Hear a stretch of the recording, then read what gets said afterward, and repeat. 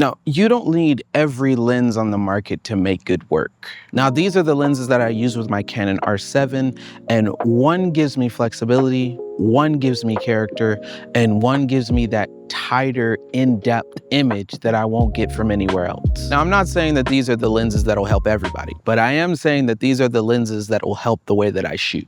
Podcasts, YouTube videos, recaps, mic drops, whatever I need, these lenses help me. Now, I think it's easy to get caught up in gear.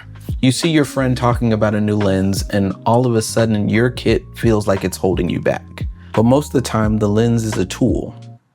The question is, what job do I need it for? So in this video, I'm gonna show you what each lens does, how it helps my workflow, and where I use it. Now, let's start with the lens that probably gets used the most. Now, this right here is my 17-55. Seeing as how I can't get a 24-70 because it's stupid expensive, this would be my equivalent to the 24-70. It's got a wide range and it's very flexible. And it has an f-stop of f2.8. It does have image stabilizer on it, so when I'm in those tight realms at 55, I don't see any micro jitters. Now, that's not necessarily the lens that I reach for when I need the most stylized image, but when I need to move fast and cover a lot of ground, or make sure I just do not miss the moment, this is the lens I usually trust. And the reason is simple: the zoom. The zoom range gives me a whole lot of options. Coming from 17-55, as I stated before, this is my cheap man's 24-70. And seeing as how I have the APS-C crop size sensor, this allows me to get in real close. At a wider end, I can establish the room. This is useful for podcast setups, behind the scene footage, a room reveal, or any shot where the location just tells part of the story. And then I can move in for a more natural medium frame without changing my whole setup. And when I need a tighter detail and a closer shot of a person, I can get there quickly too.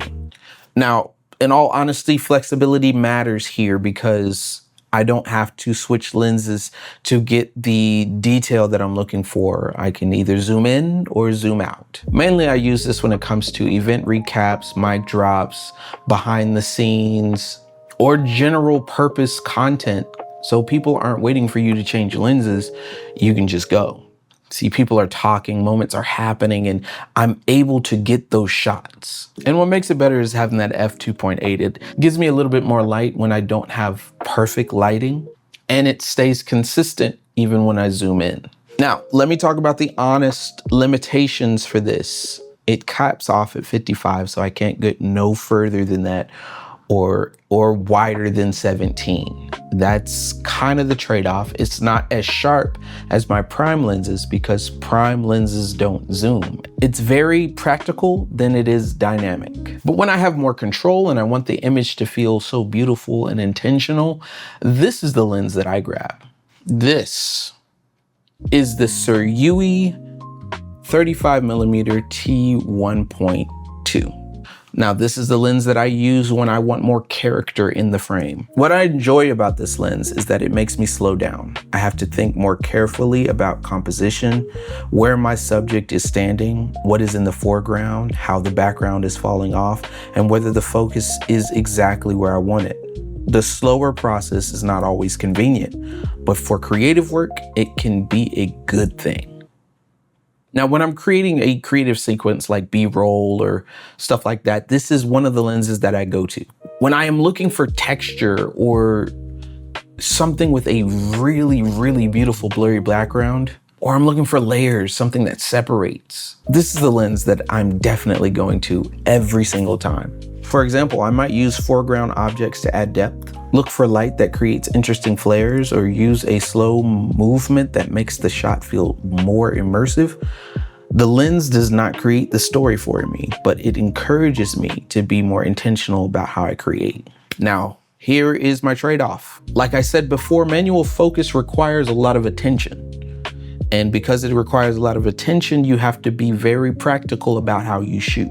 Now, if I can only get the shot one time, I'm probably gonna go with the 17-55. But if I have time to redo the shot and really hone in on what I'm trying to get, 35 gets it every time. The third lens that I reach for a lot is the 24mm f2.8. This is the lens that I reach for when the environment needs to be a part of the story. Now, on the Canon R7, it actually gives me the wider aspect without being too wide.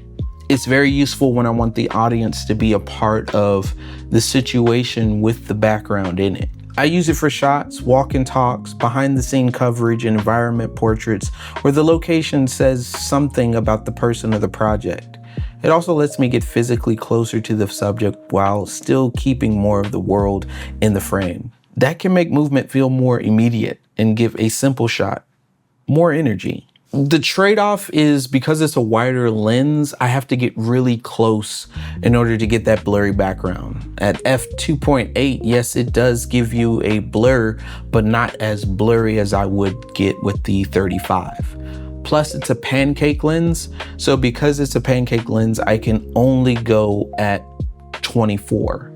So I would have to switch out a lens to do something else. For me, the 24 is a reminder that the lens is not only about how blurry the background gets. Sometimes the story needs to show where you are, what is happening around you, and how the subject moves through the space. When that is the job, the lens learns its place in my bag. So when I'm trying to decide what lens to use, I'm not saying which one is the best. I'm really asking, what does the shoot need from me? If I'm shooting a podcast, filming an event, creating behind the scenes images, working in a situation where things are moving quickly, I'm gonna grab the 17-55 every time. Now, if I need a stylized look, really get that blurry background and really kind of feel like I'm shooting a movie, I'm gonna go with the 35 T1.2. And if I wanna show more environment and create pieces that are part of the story that we don't really think about, I'm gonna go with the 24 f2.8. Now, this is the biggest lesson here. Build your kit around roles, not around the height. You don't need 10 lenses that all do the same thing. That's redundant. You need to know what each lens helps you create effectively. All right, these are the lenses that I'm still learning to this day. And the goal is not to have the most perfect kit. The goal is to know your tools well enough to get out of your way and create. Now, if you shoot with the Canon R7 or shoot with any of these lenses, please let me know in the comment section. Or if you have a favorite lens that you really want me to know about, also put that in there too. Now, if you want more content just like this, please hit that subscribe button. Be a part of the JDD Films fam. I'll see you on the next one. Peace.